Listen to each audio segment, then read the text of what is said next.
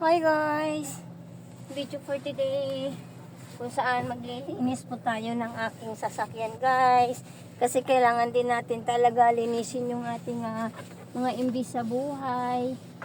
Ayan guys, so linis-linis po tayo sa ating mga sasakyan. Kita nyo naman, sobrang dumi niya. So kailangan natin talaga po hindi na linisin yung ating mga sasakyan guys. Kasi yun din yung mga naimbis natin sa buhay. So, kailangan linisin natin talaga sila. And, napaka-importante din to sa akin guys. Kasi, dito, yung sasakyan na to, 1 year, umbaga, 1 year pa lang to sa akin guys. 1 year pa lang to sa amin. And then, branded ko siya nabili. So, yan, kailangan natin ingatan. Kasi, ayaw ko naman na magpa-carwash tayo lagi. Gastos. Yan. And, kailangan natin talaga na i-maintenance din yung ating mga sasakyan once na kasi tira din to guys. Pinaghirapan mo, kailangan natin na pahalagahan yung mga naimbis natin sa buhay guys. Kasi, pinaghirapan natin yan. Sobrang nakita nyo naman, sobrang dumi talaga. And yung mga minsan merong sasakay na sobrang dumi yung mga tsinilas. So di natin maiwasan talaga yon. Sobrang dumi talaga. Di maiwasan guys, lalo pat mayroong makikisakay sa atin. So yan. So hindi tayo madamot guys. Kung mayroong makikisakay sa atin, hindi tayo maging madamot. Kasi bigay sa atin din to guys, biyaya din sa atin to ni God. And kapag mayroong mang sumakay na mga natin, mga mahal din natin sa buhay, pasakayin natin. Kasi ang kotse nalilinisan yan. And sobrang dumi talaga. Sobra. Kasi ipa-vacuum ko na lang siya. So, the best talaga ipa-vacuum ko siya. Pero ngayon, ito muna yung mga seat cover yung nililinis ko. Kasi sobrang dumi. Talaga. Ito lang muna yung lilinisin ko. Yung seat cover. Kung makita nyo naman, madumi talaga. So, then, oh my God. Kailangan talaga siya i-vacuum. Last palinis ko dito guys nung pumunta ko ng Tagaytay. Yung mayroon akong meeting sa Tagaytay. Last gamit ko. And the rest, hindi na siya nagamit. Ayan, kita nyo naman nandudumi yung nasa mirror. So, tiyaga lang. Malinis din to kahit sa loob lang naman.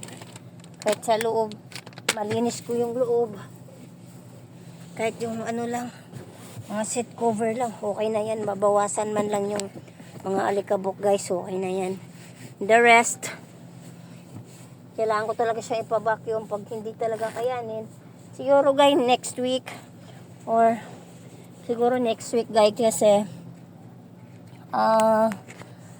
next week na siguro siya tumawid ako guys. Next week ko na siguro siya next week ko na siguro siya, aray ko basa. Next week ko na siya guys, pakarwas. Kasi sa ngayon, may bagyo dito sa lugar namin. Kita nyo naman, against the light. And baka may mandi ko pa siya talaga palinis.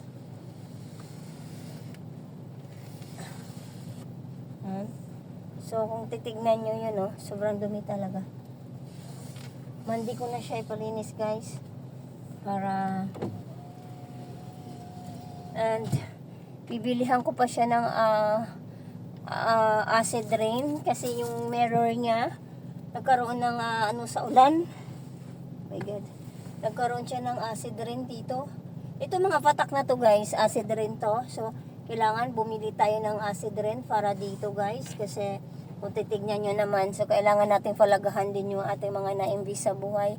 And, ito no, yun mga guys, huwag na nating palalain yung mga ganyan, mga acid rin.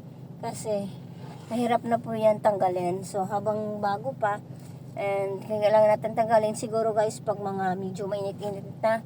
Kasi pabawas-bawasan muna natin yung mga acid rin na pumaano dito sa mirror natin. So, I need to buy acid rain.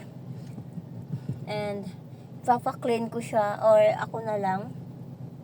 Kasi kung kaya naman nating mga babae, why not, 'di ba? So kahit tayo na lang yung maglilinis, okay lang 'yun. Kung kaya naman natin. And for now, it's a